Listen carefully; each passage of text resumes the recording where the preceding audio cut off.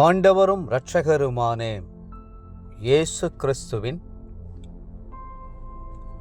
ஈடு இணையற்ற நாமத்தில் அன்றன்றுள்ள அப்பம் வாசகர்களுக்கு எங்கள் அன்பின் வாழ்த்துக்கள்.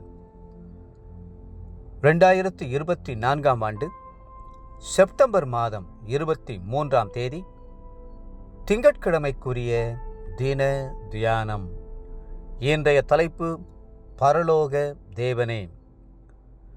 123 சங்கீதம் 1 வசனம் சொல்லுகிறது, பரலோகத்தில் வாசமாயிருக்கிறவரே, உம்மிடத்திற்கு என் கண்களை ஏறெடுக்கிறேன்.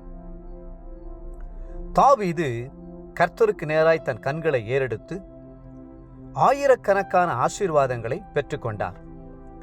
கர்த்தரை நோக்கி பார்க்க பார்க்க அவருக்கு உயர்வு வந்தது. ஆடுகளை மேய்த்த நிலைமையிலிருந்து ராஜாவாக உயர்த்தப்பட்ட உயர்வு எவ்வளவு பெரியது! யார் யார் கர்த்தரை நோக்கி பார்க்கிறார்களோ அவர்கள் மென்மேலும் விருத்தி அடைவார்கள், மென்மேலும் செழித்தோங்குவார்கள், மிகவும் அதிகமாய் உயர்த்தப்படுவார்கள். நம்முடைய வாழ்க்கையும் ஆவிக்குரிய ஜீவியமும் எப்பொழுதும் படிப்படியாக உயர்கிற நிலைமையிலேயே இருக்க வேண்டும். அந்த பரம எருசலேமை நோக்கி, சீயோன் பர்வதங்களை நோக்கி பலத்தின் மேல் பலனடைந்து மகிமையின் மேல் மகிமை பெற்று உயர்ந்து கொண்டே இருக்க வேண்டும். அநேகர் தங்களுடைய ஆவிக்குரிய ஜீவியத்திலே ஒரு அடி ஏறுகிறதும் 2 அடி சறுக்கி விழுகிறதுமாய் இருக்கிறார்கள். ஏறுகிறதும் இறங்குறதுமாக அல்லாமல், 2 நினைவுகளினால் குந்தி குந்தி நடக்கிற அனுபவமாக அல்லாமல், அனலும் இல்லாமல் குளிரும் இல்லாமல் தடுமாறுகிற நிலைமையாக அல்லாமல், ஒரே சீராக ஏறிக்கொண்டே இருக்க வேண்டும், உயர்ந்து கொண்டே இருக்க வேண்டும். தாவீது ராஜா அந்த மலையில் ஏறி ஒலிவ மலையின் உச்சியில் இருக்கிற கர்த்தருடைய ஆலயத்திற்கு சென்றபோது அவருடைய உள்ளம் மகிழ்ச்சியால் நிரம்பியது. எருசலேமே, உன் வாசல்களில் எங்கள் கால்கள் நிற்கலாயிற்று என்று சொல்லி அகமகிழ்ந்தார். 122 சங்கீதம் 2 வசனம். அதுபோலவே ஒரு நாள் நம்முடைய கால்கள் உயர்ந்து உயர்ந்து பரம எருசலேமில் நிற்கும்போது நமக்கு எத்தனை மகிழ்ச்சியாயிருக்கும்!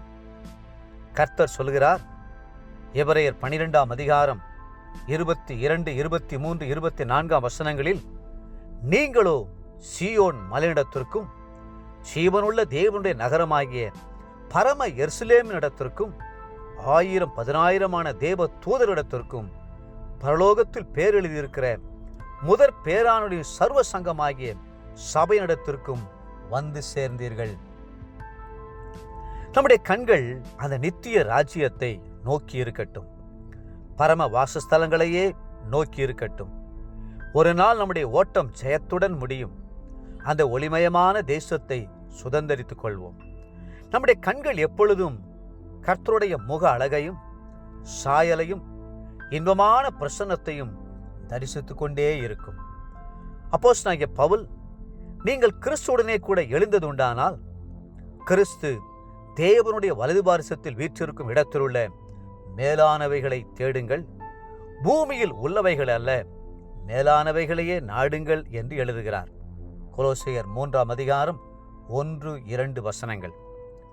தேவ பிள்ளைகளே, கடைசி காலத்துக்கும் கடைசி நேரத்துக்கும் நாம் வந்திருக்கிறோம்.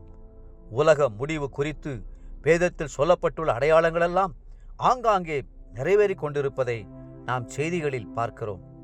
அழிந்து போகிற உலகத்தையோ அதன் ஆசை இச்சைகளையோ ஒரு நாளும் நோக்கி பாராமல் கர்த்தரையே நோக்கி பாருங்கள். இன்றைய நினைவிற்கு ஏசாயா 60:3, உன் வெளிச்சத்திடத்திற்கு ஜாதிகளும் உதிக்கிற உன் ஒளியிடத்திற்கு ராஜாக்களும் நடந்து வருவார்கள்.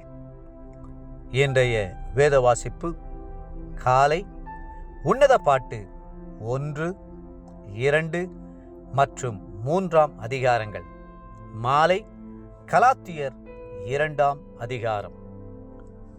அன்புக்குரிய அன்றன்றுள்ள வாசகர்களே, மீண்டும் உங்களை வாழ்த்துகிறோம். எப்பொழுதும் பரலோக தேவனையே நம்முடைய கண்கள் நோக்கி இருக்கட்டும். கர்த்தர் தாமே உங்களை ஆசீர்வதித்து மென்மேலும் ஆசீர்வதிப்பாராக. ஆமேன்.